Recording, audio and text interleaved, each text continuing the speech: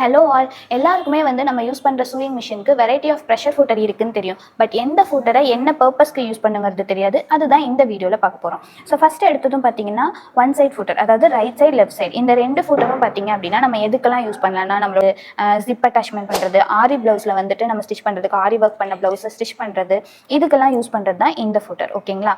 So இது வந்து நீங்கள் தனித்தனியாக எனக்கு ஒரு வாட்டியும் மாற்றுறதுக்கு கஷ்டமாக இருக்குது அப்படின்னா இதுலேயே நம்ம 3 in 1 ஃபுட்டரும் இருக்குது. ஸோ இது வந்து பார்த்தீங்கன்னா ஒரே ஃபுட்டரில் உங்களுக்கு ரைட் லெஃப்ட் நார்மல் இது மூணுமே இருக்கும். ஸோ நீங்கள் இதையும் வாங்கி யூஸ் பண்ணிக்கலாம்.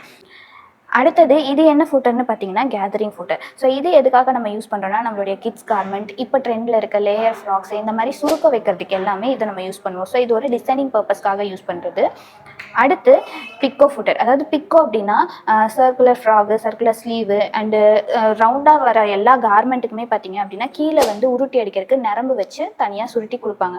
ஸோ அதுக்கு வந்து நம்ம வந்து இந்த ஃபுட்டரை யூஸ் பண்ணிக்கலாம். ஸோ இந்த ஃபுட்டர் பார்த்தீங்கன்னா உங்களுக்கு ஃபினிஷிங் நீட்டாக வந்து கொடுக்கும். இதில் சைஸஸ் வந்து வேரியேஷன் இருக்குது. ஸோ நீங்கள் வந்து உங்களுடைய கார்மெண்ட்க்கு ஏற்ற ஃபுட்டரும் நீங்கள் வாங்கிக்கலாம். ஸோ இந்த வீடியோவில் என்னென்ன ஃபுட்டர் என்ன பர்பஸ்க்குன்னு பார்த்தோம். இதை எப்படி நம்ம யூஸ் பண்ணோம் அப்படிங்கிறத நெக்ஸ்ட் வீடியோவில் பார்க்கலாம்.